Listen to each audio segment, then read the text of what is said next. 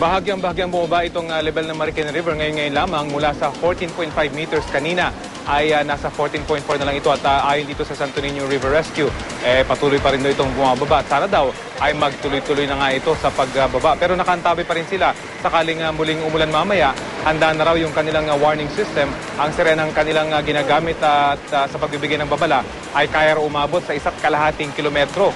Kapag umakyat sa 15 meters, ang tubig ay makakarinig ng 30 segundong pagtunog ng sirena. Indikasyon ng Alert Level 1 itong mga residente malapit dito sa ilog.